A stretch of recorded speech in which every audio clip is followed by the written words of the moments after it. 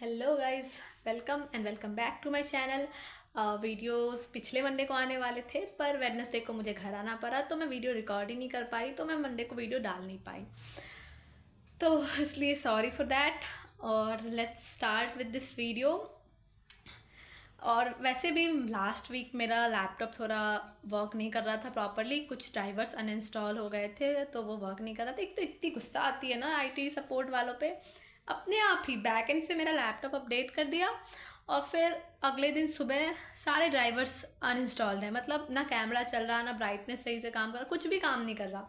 और जब मैं टिकट रेज कर रही हूँ कि मेरा कैमरा वर्क नहीं कर रहा तो वो कैंसिल कर दे रहे हैं कि आप गलत कैटेगरी में टिकट रेज कर रहे हो। फिर मैं जब आईटी डिपार्टमेंट में जाके मैंने ये बोला कि कैमरा इज़ नॉट वर्किंग तो दे सेड कि टिकट रेज करो। मैं कह रही मैंने किया है, वो हो नहीं रहा, वो गलत बोल के कैंसिल कर दे रहे हैं। खुद ही टिकट रेज कर रहे हैं, खुद ही उसको सॉल्व कर रहे हैं और खुद ही फीडबैक भी दे रहे हैं कि oh it works properly now.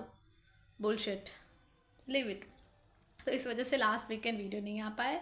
So let's start with this video. Also मैं एक और बात बोलना चाहूँगी कि लास्ट कुछ महीनों में मैंने बहुत अपने 4-5 सब्सक्राइबर्स से मैं मिली हूँ, तो प्लीज़ मेरा बिहेवियर थोड़ा ऑकवर्ड हो जाता है। मुझे मतलब बहुत शर्म आती है कि कोई मुझे सामने से कहते कि मैं आपका सब्सक्राइबर हूँ, मैंने आपकी वीडियोस देखे हैं, तो मैं बहुत शर्मा सी जाती हूँ, फिर मैं सही से रिएक्ट नहीं करती हूँ। तो उसके लिए सॉरी, डोंट थिंक कि मैं बहुत रूड हूँ या कुछ भी ऐसा। मुझे समझ नहीं आता मैं रिएक्ट कैसे करूँ, मैं क्या बोलूँ, मैं क्या पूछूँ, तो मैं बहुत ऑकवर्ड हो जाती हूँ। एक लड़की मुझे ऑफिस के बाहर मिली एंड शी सेड कि मैं आपकी सब्सक्राइबर हूँ और मैं आपकी वीडियोस देख के आई हूँ। मुझे इतना ऑकवर्ड हुआ, ओ शिट मैं क्या। फिर मैं चुपचाप ऐसे जल्दी जल्दी ऑफिस के अंदर जाने लगी कि ओ नहीं नहीं नहीं मैं नहीं बात कर सकती ऐसा। तो मैं इनफैक्ट मैंने नाम भी नहीं पूछा कि आपका नाम क्या है। So just ignore my behaviour. Okay, moving forward with this video. आप जो मुझसे ट्रांसपोर्टेशन का पूछ रहे हो, कैब जी जो बस ट्रांसपोर्टेशन प्रोवाइड करती है वो कुछ किलोमीटर्स के हिसाब से उनका प्राइस रेंज है और वो उस हिसाब से पैसे लेती है, पर वो बहुत दूर दूर के लिए, लाइक अगर आप वाकर में रहते हो, आप हड़पसर में रहते हो या मतलब ऑफिस से बहुत दूर रहते हो तो वो आपको बस फैसिलिटी प्रोवाइड करती है और उसके वो पैसे लेती है। बट सी, ऑफिस फेज़ 3 में, अब आप फेज़ 3 में रह रहे हो, फेज़ 1 में रह रहे हो, फेज़ 2 में रह रहे हो, आसपास की जगहों के लिए वो बस प्रोवाइड नहीं करती है, या शायद करती भी हो, आई डोंट थिंक कि वो करती है, क्योंकि फेज़ 3 और फेज़ 1 से लोग अपने ऑटो या बस से आते हैं। तो मैं फेज़ 3 और फेज़ 1 से ट्रांसपोर्टेशन का बता देती हूँ। फेज़ 1 से लोग ऑटो से आते हैं क्योंकि शायद वहाँ पे बस की फैसिलिटीज़ नहीं है, और शायद है भी तो बहुत 1 या 2 है जो शायद लोग प्रेफर नहीं कर पाते या उनको टाइमली मिल नहीं पाता, तो वहाँ से ऑटो से आते हैं, वो 30 रुपीज़ लेती है 1 वे के लिए। फेज़ 3 से बस भी है और ऑटो भी है, सेम प्राइस है, पहले 10 रुपीज़ था पर अब 20 रुपीज़ है, तो बस और ऑटो दोनों के 20 रुपीज़ है। तो जो आपको प्रेफरेबल हो, जो आपकी टाइमिंग के हिसाब से हो, आप वो ले सकते हो डिपेंडिंग अपॉन योर रिक्वायरमेंट। आप फेज़ 1 में भी रह सकते हो, फेज़ 3 में भी रह सकते हो, सेम ही है, इट्स जस्ट कुछ चीज़ों का डिफरेंस है। तो ये आपके फेज़ 1 और 3 से ट्रांसपोर्टेशन का हो गया। नेक्स्ट इज़ मेरा डोमेन क्या है। मैं 100 बार बता चुकी हूँ, 100 कमेंट्स के भी रिप्लाई कर चुकी हूँ, फिर भी एक ही क्वेश्चन। मेरा डोमेन ओरेकल है, मेरा ओरेकल डोमेन है, बस ना जान लो, my domain is Oracle.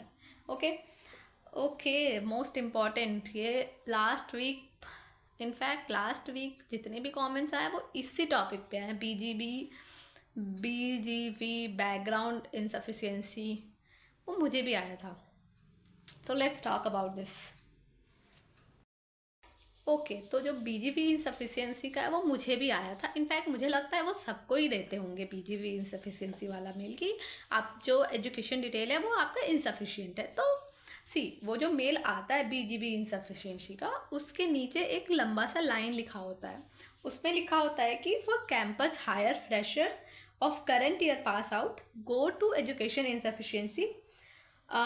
In that section, choose yes for current year pass out and awaiting results and documents option if you are yet to receive the final year mark sheet and provisional certificate and click on submit। मतलब कि आप PGV insufficiency वाले section में जाओ, वहाँ पे आप उस चेक बॉक्स पे टिक करो जिसमें ये लिखा है कि आप करंट ईयर पास आउट हो और अभी भी अपने डॉक्यूमेंट्स एंड रिजल्ट्स का वेट कर रहे हो, एंड वो क्लिक करने के बाद सबमिट कर दो।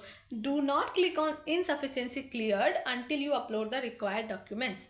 मतलब कि वो क्लिक सबमिट करने के बाद आपको इनसफिशिएंसी क्लियर्ड वाले ऑप्शन पे क्लिक नहीं करना है, क्योंकि आपकी अभी इनसफिशिएंसी क्लियर नहीं हुई है। You are a fresher hire और आप वेट कर रहे हो अपने रिजल्ट्स का। जब आपके रिजल्ट्स आ जाएंगे तब आप अपलोड करोगे। तो आफ्टर दैट आप ये सफिशिएंसी क्लियर्ड का बटन क्लिक करोगे। जो ज़रूरत नहीं है, आपको बस फ्रेशर हायर हो उस पर चेकबॉक्स पे क्लिक करना और सबमिट कर देना है। 2 दिन के बाद मेरे को 25 को आया था ये मेल, और फिर 2 दिन के बाद मुझे आया था कि आपका इंसफिशिएंसी क्लियर हो गया है, because you are a fresher है तो आपके पास डॉक्यूमेंट्स नहीं है। तो 2 दिन आपको वेट करना होगा। 2 दिन के बाद आपको वो खुद ही मेल कर देंगे कि आपकी बीजीबी इंसफिशिएंसी क्लियर्ड हो गई है। Don't worry, just click on the check box and just submit that. Okay, so ये है बीजीबी इंसफिशिएंसी। ओके, तो ऐसा कुछ नहीं है कि आपको हायरिंग में दिक्कत आएगी। It's just a document collection process. अगर आप ऑन बोर्डिंग वाले दिन कुछ डॉक्यूमेंट्स नहीं दे पाते हो तो आपको बाद में भी मौका मिलता है देने का। मुझे तो अभी भी मेल्स आते हैं कि आपको अपना एड्रेस प्रूफ देना है, आपको अपने एड्रेस अपलोड करने हैं, तो आपके पास वो पूरा टाइम देते हैं अभी भी, और आपकी ऑन बोर्डिंग के बाद भी आप चीज़ें डाल सकते हो। It's not a big deal. Okay, जो अभी 2025 पास आउट हैं और जिनको LOI पहले मिल चुका है और उनका फाइनल्स अभी हुआ है और वो वेट कर रहे हैं डेट ऑफ ज्वाइनिंग का, यू हैव टू वेट। इतनी जल्दी वो डेट ऑफ ज्वाइनिंग नहीं देते हैं। आप तो अभी फाइनल्स दिए ही हो सकता है वो 1 हफ्ते में भी दे दे, 1 महीने में भी दे दे। It takes time. वो हमेशा बैचेस में देते हैं। मैं जुलाई में प्लेस्ड हुई थी, मुझे अगस्त में LOI आया था और मुझे नवंबर में ज्वाइनिंग आई थी। तो सबका सेम ही है, वो थोड़ा आगे पीछे चलता है, तो you have to wait. Okay, और ये insights of SAP, ABAP and HANA training and all, see मुझे मेरी ट्रेनिंग के बारे में पता है, क्योंकि आप जब आते हो आपको जो डोमेन मिलता है आपको उसी पे ट्रेनिंग मिलता है। तो मैं नहीं जानती कि एक्चुअली में सैप में क्या पढ़ा रहे हैं, SAP में, या फिर और भी जो डोमेन मिले हैं उसमें क्या पढ़ा रहे हैं। आई डोंट नो, क्योंकि सबकी अपनी अपनी डोमेन बेस्ड ट्रेनिंग होती है, तो मुझे आइडिया नहीं है कि लोगों को क्या पढ़ा रहा है। तो if you want me to explain, मैं किसी से पूछूंगी। मेरे साथ और भी लोग हैं जो SAP में हैं या जो भी अलग अलग डोमेन्स में हैं। इफ़ यू वांट, मैं पूछ के I will confirm you, but currently I don't know कि SAP में क्या ट्रेनिंग देते हैं या बाकी की डोमेन्स में क्या देते हैं। मुझे मेरे डोमेन का पता है, तो if you want that I will explain to you.